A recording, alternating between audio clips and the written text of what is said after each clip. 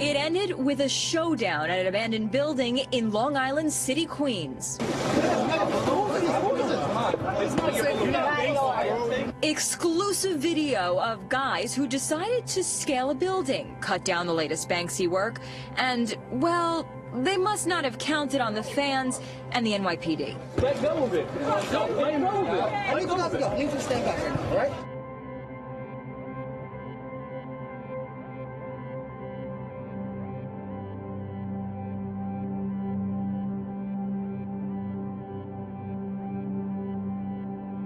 This is today's offering, a work of art hanging beneath a bridge. The response is remarkable. There is a new craze in this town, spotting a Banksy image, often in the unlikeliest of places.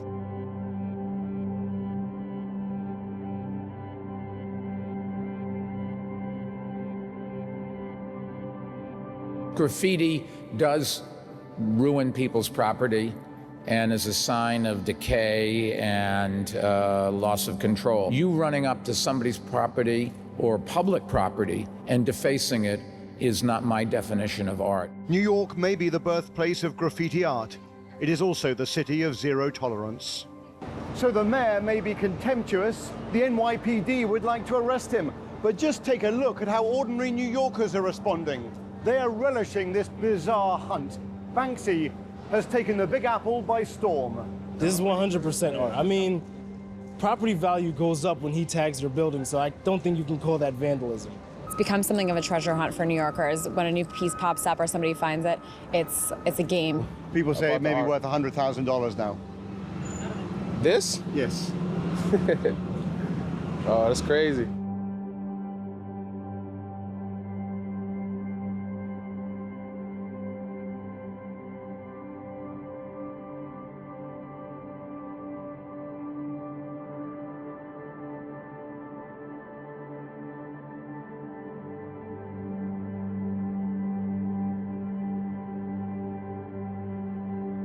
Take a good look at this photo from Banksy's website.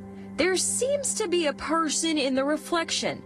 It could be anyone, of course, but could it be Banksy? Giving a clue to all of us. Well, we may never know, but what we do know, Banksy stirred up New Yorkers more than any artist in recent history.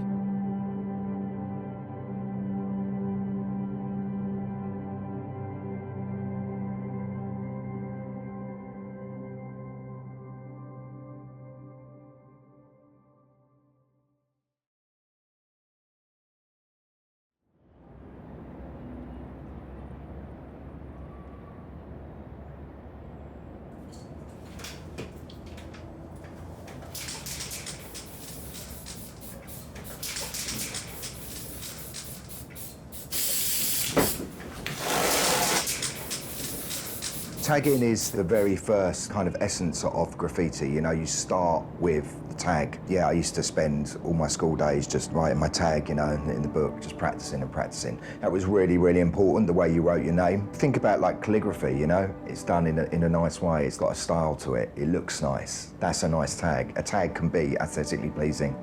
You know, now they all look the same. They're just no one, you know. It's kind of, I think it's just like lack of effort. I don't think people practice as much anymore. You know, back then you were judged on everything, so you had to practice. We were teenagers at the right time. We got lucky. People were drawn to this energetic subculture. Rather than being a reaction to what was going on, it existed in spite of. Me and my friends got into graffiti art through what is called the Graffiti Art Bible, which was basically a book called Subway Art. And it was the first images of all the subway trains that have been painted in New York.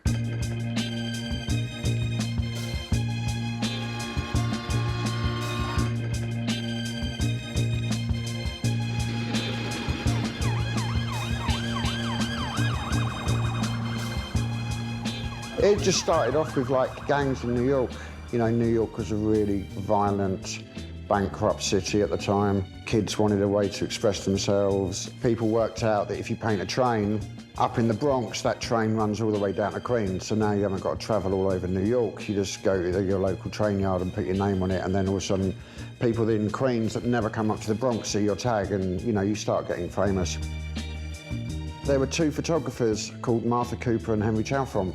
They were young, white, middle-class photographers that were interested in graffiti and started photographing the graffiti on trains. Henry would stand at one train station and just, with a tripod, and get join-ups of top-to-bottom whole cars and window-down whole cars. Martha, because she had a history with the National Geographic, was more interested in the people that actually did the graffiti. So she'd hang out with these kids, she'd go train yards with them, she'd go around their houses, you know, photograph them sketching in their sketchbooks. And Martha and Henry got together and produced a book called Subway Art, and it just blew my mind. I couldn't believe that somewhere not that far away, trains were being painted, and I was just like, that's it, I've got to do this.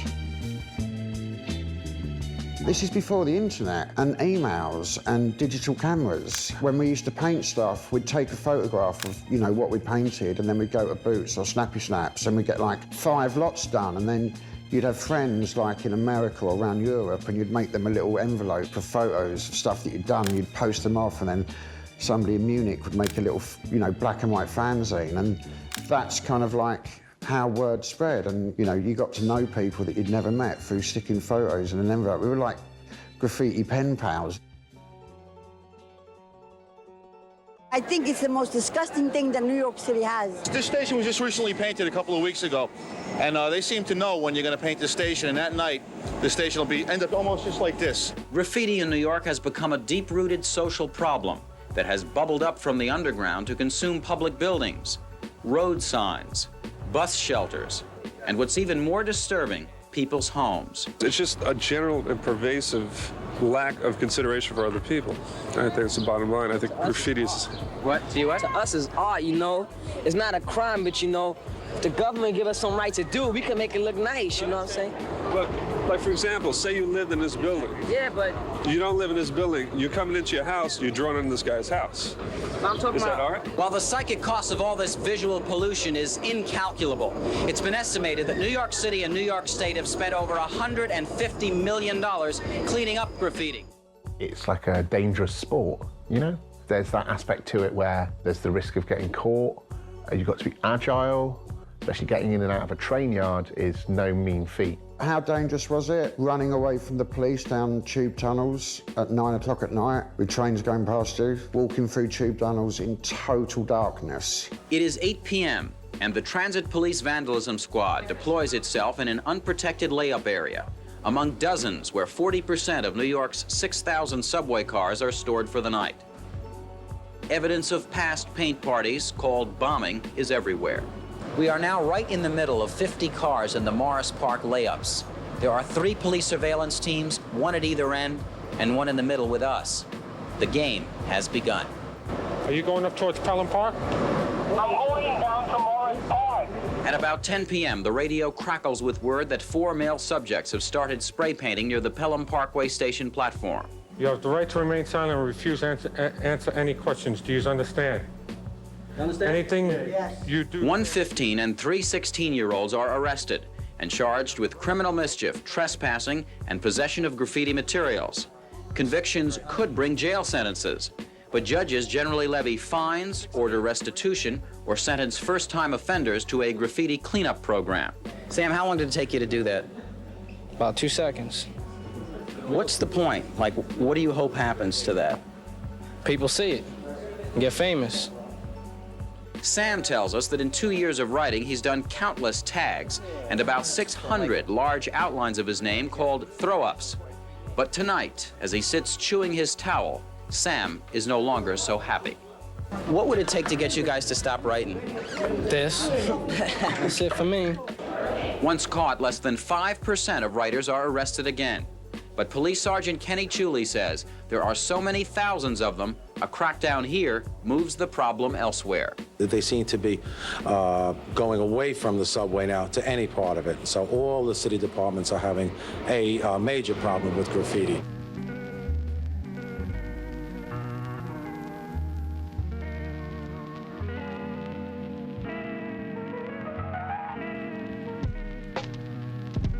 Keith Haring and Jean-Michel Basquiat are the two major names who brought the art form into the mainstream.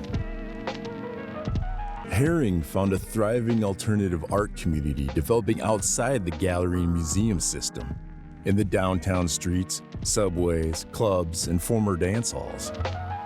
Here he became friends with fellow artists, as well as the musicians, performers, and graffiti writers that comprised the burgeoning art community. He stalks the New York City subways, waiting for his chance to strike. When the opportunity comes, he moves fast. He has to. Opportunity for Keith Haring is a blank advertising poster. Using a piece of chalk, the young man from Kutztown, Pennsylvania, draws a picture, a cartoon-like drawing, which he finishes in a minute or two, and then moves on. He may do as many as 30 such drawings in a day, all different, but all the same in certain ways. He puts them down here so that millions can see them, and millions do. You don't have to know anything about art to appreciate it. There aren't any hidden secrets or things that you're supposed to understand. The immediacy and directness of Haring's imagery and the iconic symbols he created to convey key human principles, peace, love, equality, and compassion, have become a universally recognized visual language. Keith Haring used art to open up the dialogue about social issues in our world.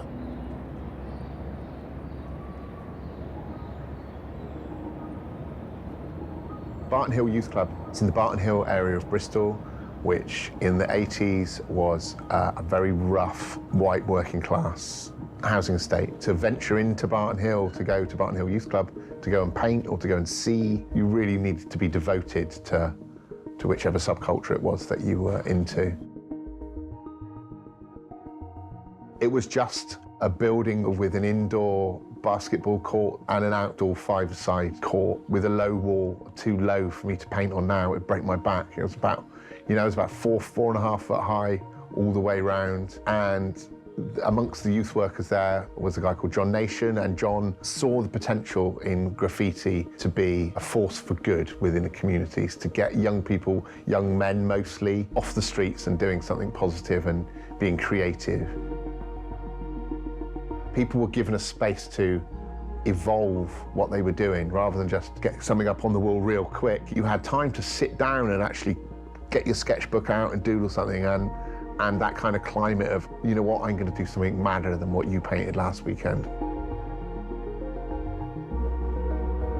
It became a real centre for graffiti in Bristol, and you could argue one of the birthplaces of street art in Bristol as opposed to graffiti.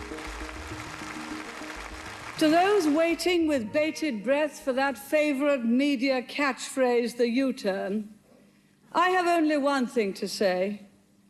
U-turn if you want to. The ladies not for turning.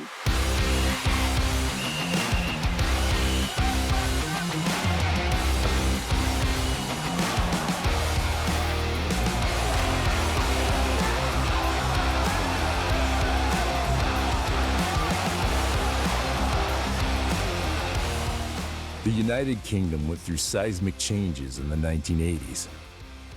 Bristol felt the impact of Thatcherism, rising inflation, civil unrest, unemployment, economic turmoil, and closure of the coal mines. Protests against the conservative government policies eventually manifested itself in an alternative subculture that adopted New York hip-hop paired with the graffiti art form. Robert Del Naya, also known as 3D, spent time in New York during the early 80s, and on his return to Bristol, he brought the new graffiti art form to the city. 3D essentially was the first graffiti artist in Bristol, and I would argue one of the, if not the first, street artist in the UK, in as much as he started using stencils mixed with freehand. It's quite complex. There was a lot of people involved in bringing it over from New York. You know, it kind of travelled across kind of Europe. Paris had a big scene early on. 3D, who you're talking about, he was Bristol-based. You didn't see his work in London, really. And we only saw his work in another book, which was called Spray Can Art. He was totally ahead of his time.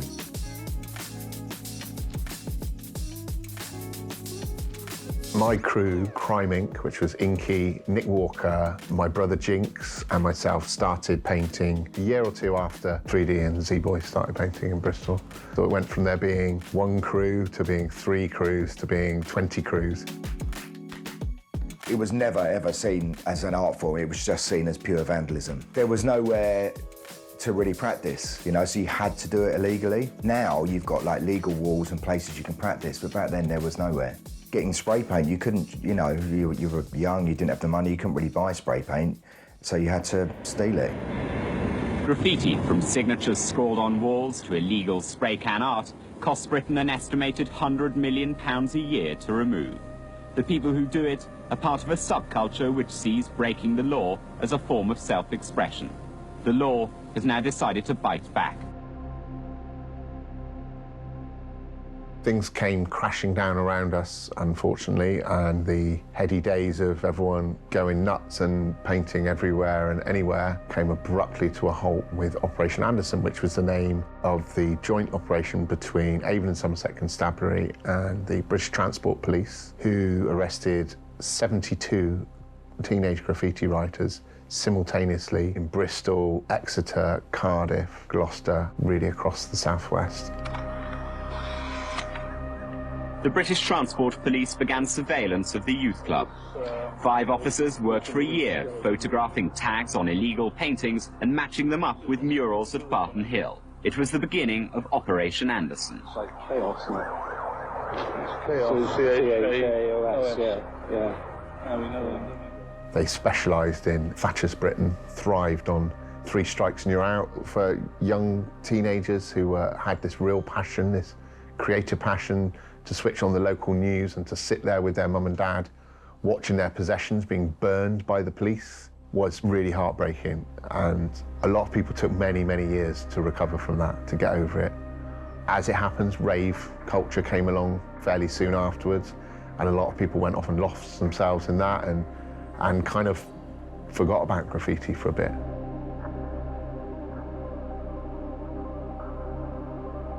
John Nation was vilified, held up as this Fagin character, which he wasn't. He might have been anti-establishment, but in no way was he telling us this is what you should do.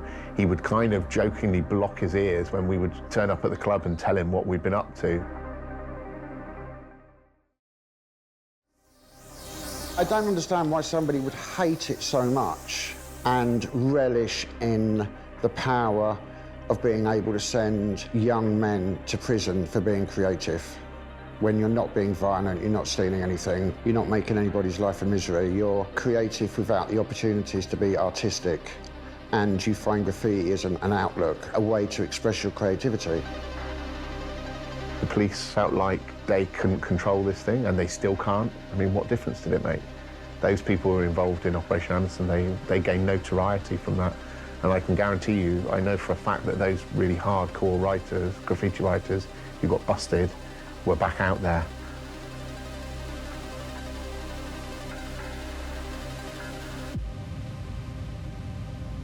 Banksy was too young at 15 to be involved with the Barton Hill-related arrests and arrived there with the second generation of artists. He was brought up elsewhere, in a leafy suburb on the city's edge. It wasn't the most fashionable part of town, but it was markedly different from Barton Hill.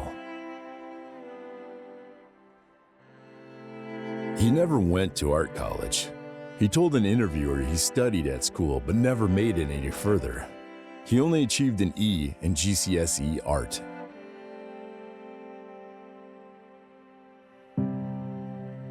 After leaving school at 16, not much is known about Banksy's life and early career. He claims to have been politicized by events such as the poll tax demonstrations and the St. Paul's race riots in Bristol. I can remember my old man taking me down to see the Lloyd's Bank, what was left of it, after the 1980 St. Paul's riots. It's mad to see how the whole thing of having to do what you're told can be turned on its head, and how few people it takes to grab it back. At this time, he was experimenting with different name tags. Initially, he signed himself as Robin Banks, which then evolved into the shorter, less gangster tag of Banksy.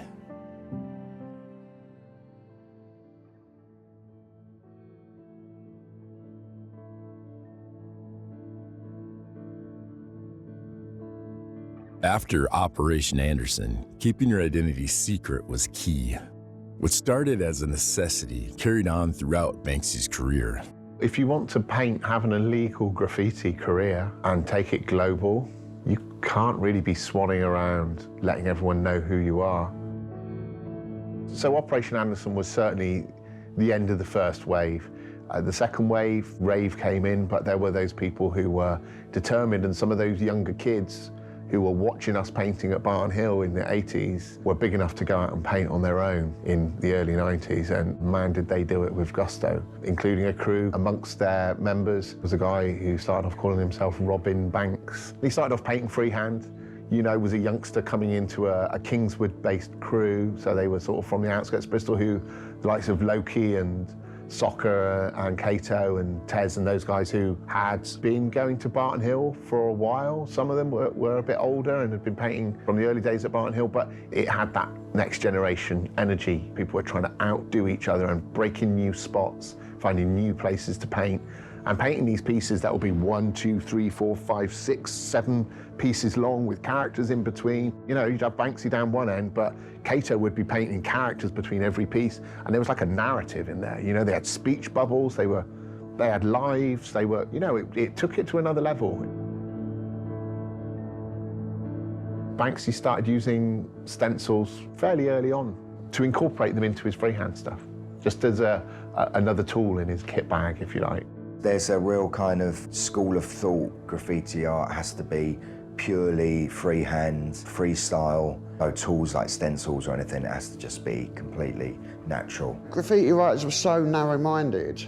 They just followed these self-imposed rules, and that went a long way to, you know, the stagnation of graffiti rather than the evolution of it. It's certainly easier to actually put your work up, because it's quicker, because obviously you've done all the work beforehand. But I wouldn't say it's easier because you still have to cut the stencil out before, but it's easier when you're hitting the streets, you know, you can be a lot quicker. Graffiti's got to be illegal, it's got to be on trains. No, it hasn't, it can be on canvases in art galleries. You know, you're not selling out by turning graffiti or street art into a career and making money out of it. You're cutting yourself short if you feel that you can only do it in these, you know, on a train or on a wall, it has to be illegal, when, you know, if you're slightly talented, you've got an opportunity to do something and turn it into a career. I think a lot of people would consider the argument of stencils versus freehand as a dividing line between street art and graffiti. Graffiti is purely about your tag and getting your name out there, and it's typography based. The graffiti art that came over from New York, it's not political. Stencils are viewed as being a tool for street art because historically they were employed initially by the likes of Blek-Lerat, who was coming out of Paris, having grown up in Paris in the 70s, with a background of the student uprisings of the late 60s. Stencils were used to make screen-printed posters very, very quickly and immediately.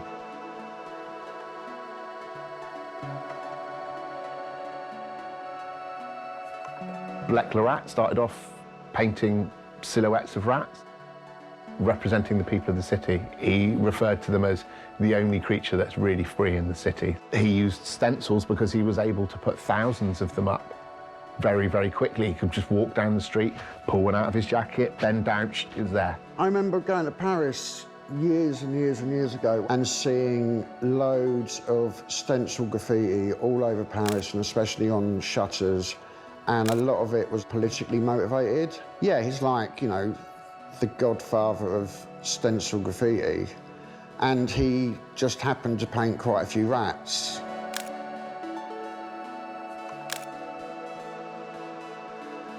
Let's not, you know, get away from the fact, you know, Banksy kind of copied the rat character. So, you know, of course, he's the biggest influence on Banksy's work.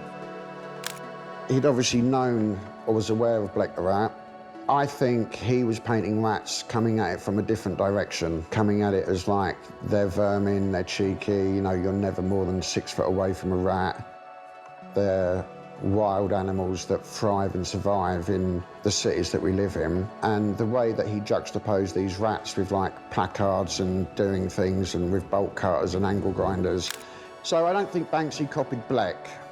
They came at it from different angles. Blek found a lot of resurgent fame through Banksy referring to him as an influence. The two artists are almost always polite about each other. Every time I think I've painted something original, I find out that Blake Larotte has done it too, only 20 years earlier. The Mild West is one of the earliest Banksy murals located in Bristol. The image is of a teddy bear throwing a Molotov cocktail at the police. It was on the side of a solicitor's on Stokes Croft, which at the time was pretty rough, and it tapped into the socio-political climate of the day. This idea of a teddy bear throwing a Molotov cocktail, you juxtapose these two things. Teddy bear's cuddly, but you put a Molotov cocktail in this teddy's hand, and all of a sudden you've got something very different on your hands. It was freehand, yet it was painted in a stenciled style. So you look at the figures of the police, the way they're done in black and white, the monochrome of the face and the shadows of the eyes, looks like it's been stenciled. So you've got firm scaffolders, you say, will you put some scaffolding up here? You go down, you say how you want the scaffolding. Will you put some tarpaulin around it? There's 200 quid. I'll give you 300 quid when you come and take it down. So now you've got an enclosed space to paint something. You put on a fluorescent yellow jacket and a hard hat, you climb in the scaffolding, spend as long as you want painting, no one's going to say anything, no one can see you.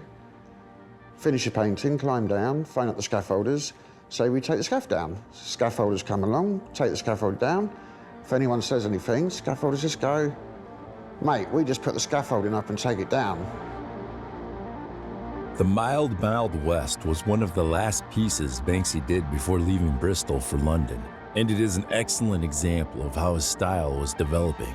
Although this piece could easily be a stencil, it is in fact freehand, but it shows him already light years away from the traditional graffiti being painted all around him.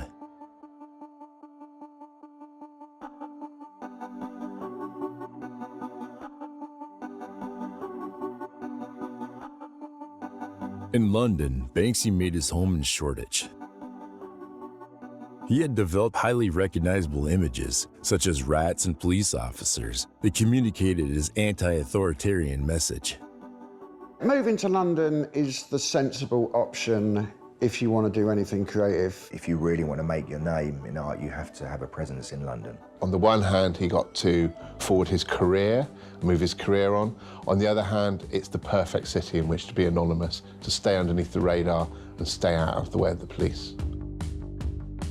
From Union Jack dresses to Britpop chart battles on the nighttime news, the 90s was when everything that seemed to matter was bright, bold, and British, and London was once again the world's cultural capital. It was an era of lad culture, of Damien Hirst's Pickled Shark and Tracy Emin's Unmade Bed, of rock stars at number 10 and footballers as superstars. Even the Americans noticed something was happening. Vanity Fair magazine devoting an issue to the Cool Britannia phenomenon, declaring London swings again. And we will govern for the whole of this nation every single time. A change of government from many years of conservative rule to new Labour under Tony Blair and the success of Britpop led to a renewed feeling of optimism. Charles Saatchi invented the YBAs and they were becoming famous. And it's interesting, England, London in particular, we kind of treat our artists a bit like pop stars or movie stars. They're household names, but if you go to different countries and you talk about the artists that they produce, they're not so well known or glorified. Yeah, it was just a good time for Britain. Let's rebrand it with Oasis and Damien Hirst and Kate Moss. However, Cool Britannia began to burn out, and new money moved in. Gallery art was glamorous and fashionable.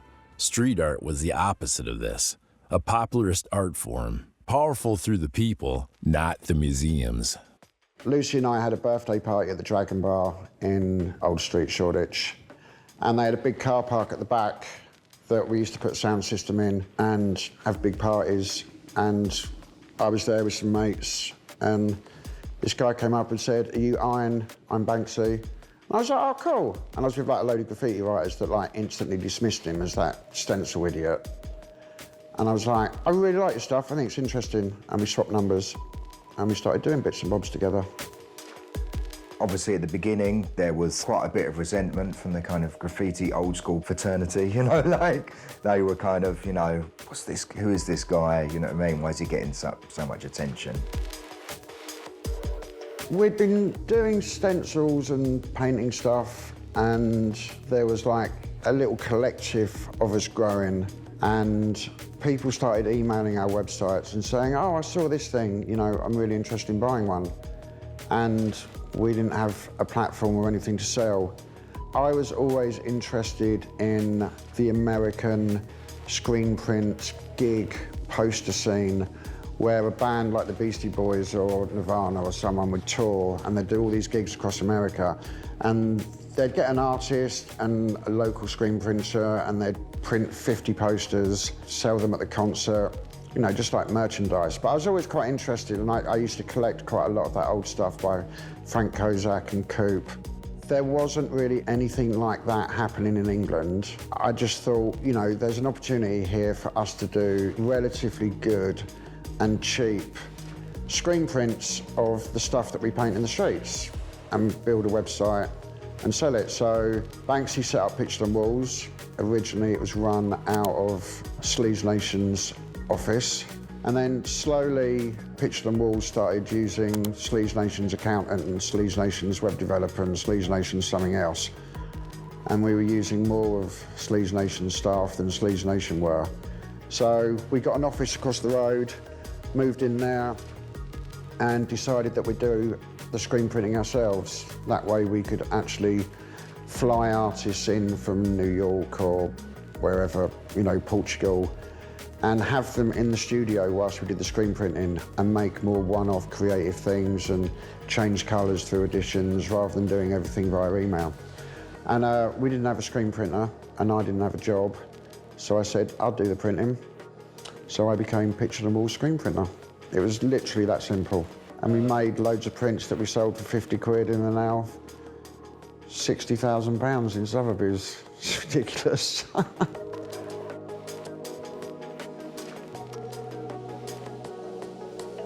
There wasn't one gallery in London that was interested in showing our work or trying to sell it, although there was a market for it, because Picture on Walls has proven that. We set up a pop-up, month-long thing called Santa's Ghetto. I think the first one was above the Dragon Bar, and it would have been me and Banksy and a few other artists. And Marcus, a drunk, well, ex-drunk and ex-drug addict friend of ours, with a big beard, really drunk, in the corner in a Father Christmas outfit. And then we did a few more every Christmas, and we'd literally get on a bike, cycle around Soho, find an empty shop, phone up the landlord and say, hey mate, can we rent your shop for 6 weeks? You know, we'll give you like £3,000, £4,000. And then we kind of like go in there and like, the shittier the shop, the better, and we just frame up a load of stuff, hang it on the walls, make a desk, get a till, and sell it. And it became really popular. Opening on the 18th of July 2003 and lasting only 3 days, Turf War was Banksy's first major exhibition where he displayed a variety of different techniques and styles. It marks the beginning of a string of important shows he put on over the next 2 years. I disguise because, you know, you can't really be a graffiti writer and then go public. And it's like the two things don't quite go together, man.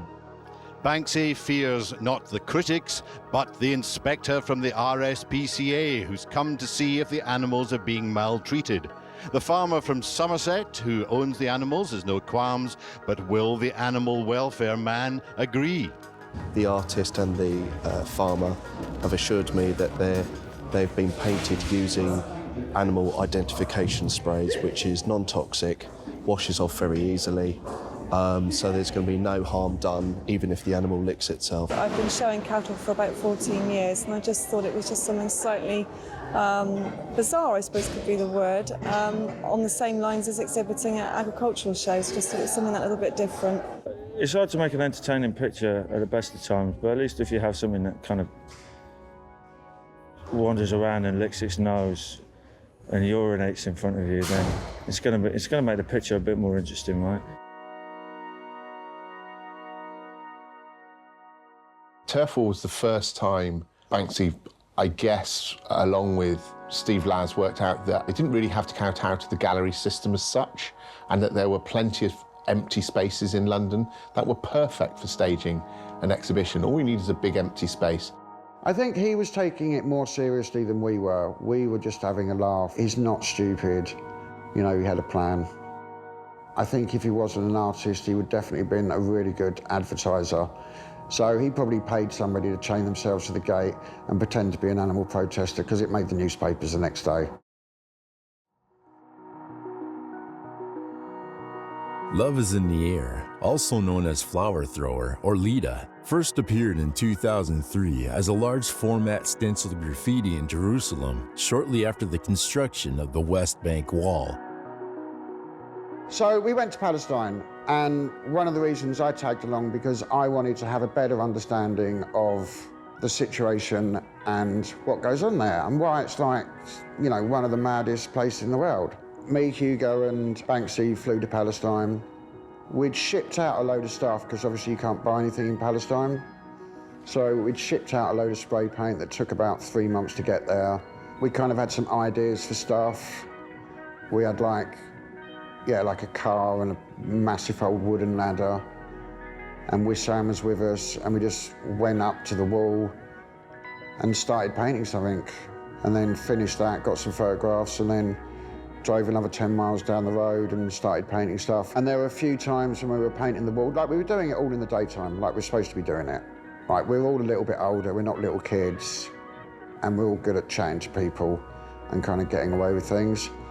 So we're painting, and we bought a load of posters, like big billboard posters of like desert islands and other stuff.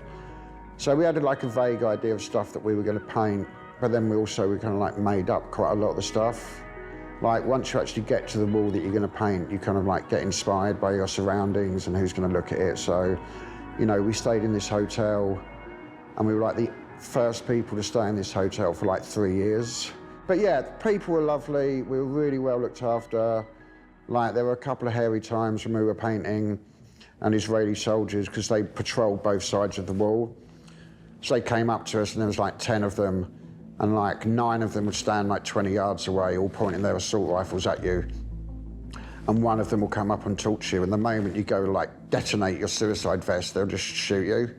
So it's like, oh, really sorry, we didn't think we couldn't paint here. There was some graffiti up there and we thought we'd do something, you know. But none of what we painted was political. It was all just like, you know, friendly and happy. So the soldiers were like, yeah, you can't do this. And we're like, oh, really sorry. Do you mind if we just finish? Like, we're going to be like 2 more minutes and then we could get photos. And they were like, yeah, sweet, finish. And then, but if we see you around here again, we're going to arrest you. So then we just get in the car and drive like 20 miles up the road and do some more. So we did quite a lot of stuff over there, but we had like video cassettes and memory cards, and I think we'd ship them back to England because we were pretty certain we were going to get stopped. And then we literally got stopped in the taxi from the hotel to the airport and searched. And then when we got to the airport, before we'd driven in, we got stopped and searched again. And then when we got to the airport, we were whisked off into a different room and went through everything, our cameras, our laptops, our video cameras. Anyway, came back, Joe Brooks and Banksy made up a story, released photographs to the press, and it became a massive story. And then it became something political. It wasn't the fact that we painted something political, it was the fact that we'd been there and painted. You know, a famous artist had been to Palestine and painted stuff to raise awareness.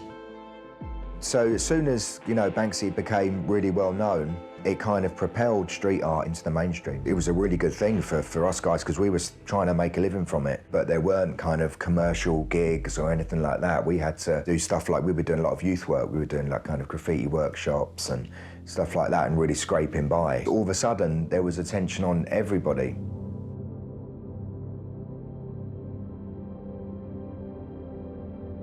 In 2017, Banksy unveiled his latest project, the Walled-Off Hotel. He said it has the worst view of any hotel in the world, while 10 of the rooms get just 25 minutes of direct sunlight a day.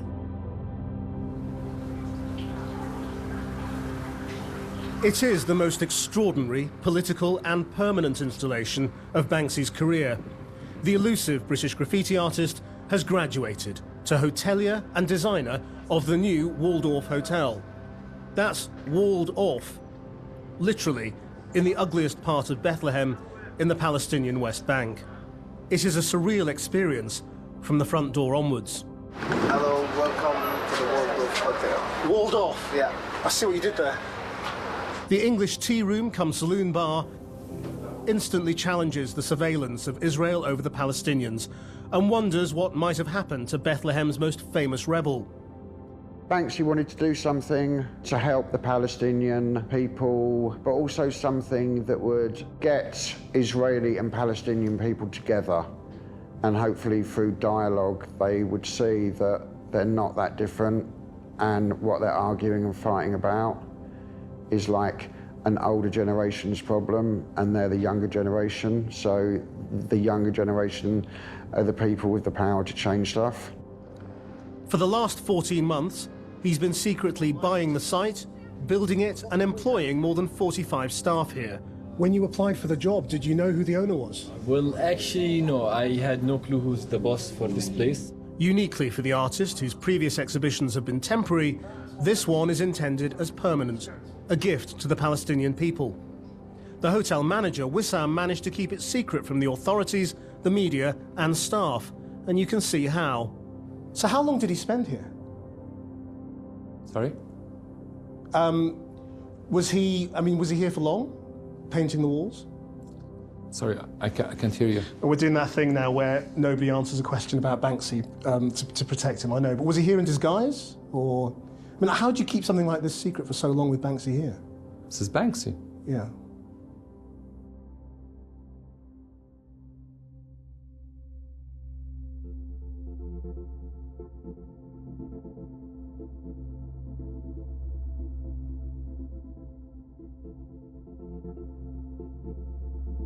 Between October 2003 and May 2005, Banksy walked into some of the most highly regarded and significant museums in London and New York to place some of his artworks. He entered Tate Britain disguised as a pensioner and hung one of his creations in a vacant slot on the gallery's walls.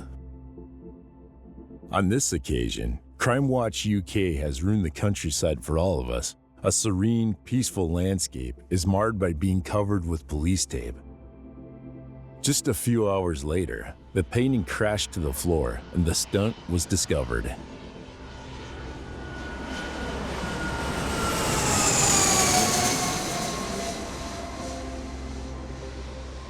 Barely Legal was Banksy's third major exhibition, held in a warehouse in Los Angeles on the weekend of September 16, 2006. And billed as a 3-day vandalized warehouse extravaganza.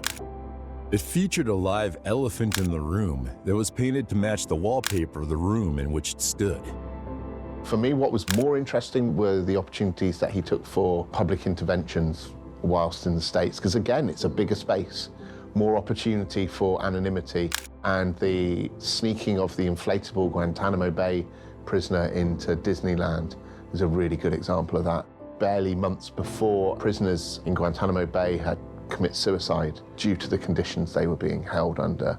Really, really ghastly, inhumane conditions. Humans with black bags on their heads, their hands handcuffed behind their backs for 8 hours a day in little spaces barely big enough to keep chickens in. It was really outrageous. If any other country in the world had been doing it, apart from the United States, you can bet that it would have been all over the news, but the American government were keeping it under their hats. So Banksy going into Disneyland and making a point in a funny and irreverent and audaciously illegal way was brilliant. And you know, the spotlight was on him. Barely Legal was all over the American media and all over the world media. Movie stars, including Brad Pitt and Angelina Jolie, clamored to see the first LA show after Christina Aguilera bought an original of Queen Victoria as a lesbian and 2 other prints for $25,000. An auction record for Banksy's work was achieved at Sotheby's in London in October 2006, when a set of paintings featuring the supermodel Kate Moss sold for £59,400. The 6 silkscreen prints, featuring the model painted in the style of Andy Warhol's Marilyn Monroe pictures, sold for 5 times their estimated price.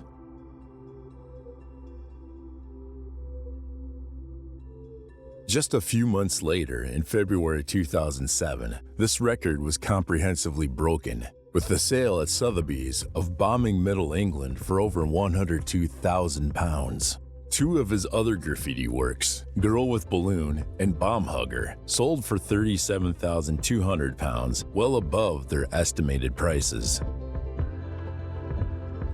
To coincide with the auctions, Banksy updated his website with a new image of an auction house scene showing people bidding on a picture with the somewhat ironic caption, "I can't believe you morons actually buy this shit."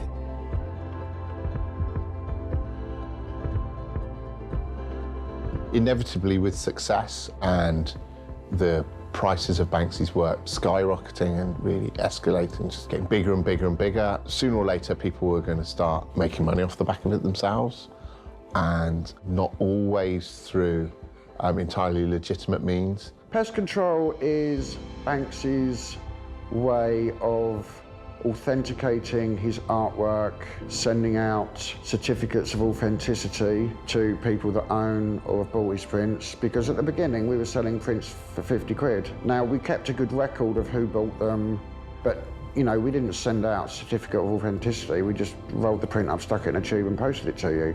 So now most places on the secondary market to sell Banksy stuff, because he set up pest control, people will only buy it and people only sell it with a pest control letter of authenticity.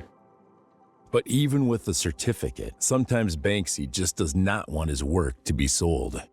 Girl with Balloon is now one of Banksy's most widely recognizable images.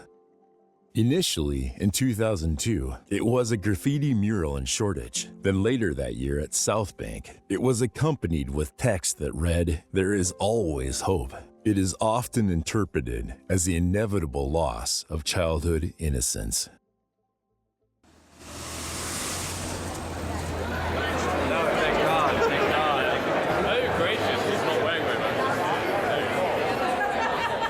Yeah, we've had a lot of interest on it, as you can imagine.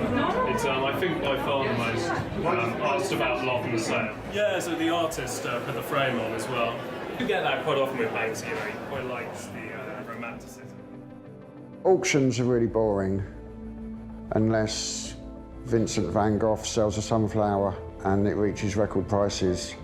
Banksy's in a corner now that he can't get out of, where nothing he does to his work is going to decrease its value. The only slightly interesting thing that I can think of that's happened in an auction house in the last 12 years is when Damien Hirst took over Sotheby's and sold all of his own work for like £111 million the day before the global financial crash.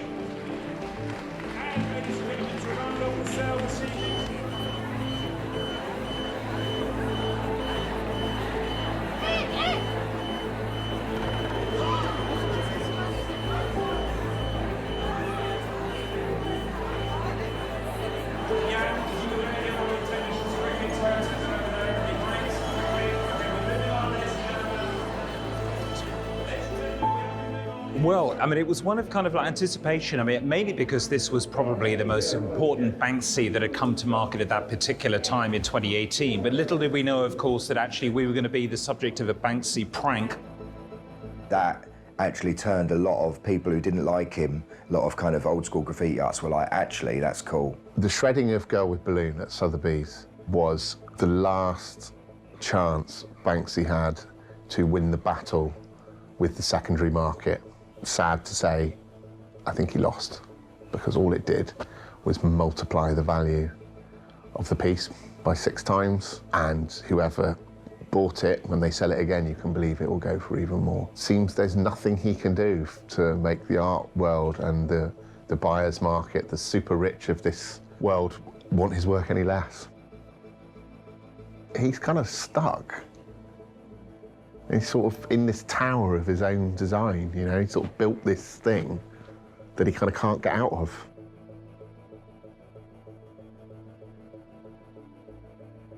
It's known for its long stretch of golden sands and grand pier, but could visitors to Weston-super-Mare soon be swapping candy floss and sandcastles for art with social comment? Behind heavy security, something strange and secretive is happening. How tall are you? I don't know, 5'8"? 5'8". That way.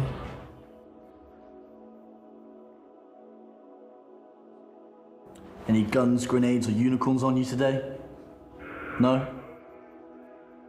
See. Over here, sir. Banksy says this is a different kind of family day out. Welcome to Dismaland. Enjoy. One, he says, that sends a more appropriate message to the next generation. Sorry, kids. Sorry about the lack of meaningful jobs, global injustice, and Channel 5. Dismaland was a bit different. If you grew up in Bristol, you went to Weston-super-Mare as a kid. And if you're really lucky, you got to go in the Tropicana, which was the multi-pool swimming pool complex, which Banksy chose as the venue for Dismaland. The idea of it being that it was a dystopian theme park in the ruins of capitalism. So it was the anti-Disneyland. He got a load of artists and musicians that he admired and wanted to help and promote. That's the way to do it! That's the way to do it! A lovely bit of fun! A lovely little slapdick! That's the way it's done! Banksy sent me an email and he said, would you write us a modern Punch and Judy show? And having been the victim of domestic violence for quite a long time, I thought, yeah, I can really get behind that, because it's so weird and odd that British children are raised on the sight of this comic character beating up his wife, and then you're meant to applaud and think it's a wonderful thing. A step away from street art, this is Banksy's graffiti rendered into 3D. I buy one, with some of his traditional themes and some new and shocking ones. So the refugee crisis off the shores of Europe becomes the subject of the remote-controlled motorboats. And what was different about it mainly was that it was Banksy as curator. So he's bringing work by other artists together in a single space to make similar points. The space itself, the venue, was almost a work of art in itself. There's lots of elements to Banksy's success. There's a story behind the artist. He's very good at promoting himself and his artwork. When he met me, it was like, hi, I'm Banksy, you know, and he's probably done the same thing to Damien Hirst and, you know, other artists. So it's like, there's that, oh, I know who Banksy is and no one else knows. And he still paints stuff on the street. You know, even though people angle grind it out and sell it for millions, you know, he still puts stuff on the street. It's never just the painting, it's always the painting and something else.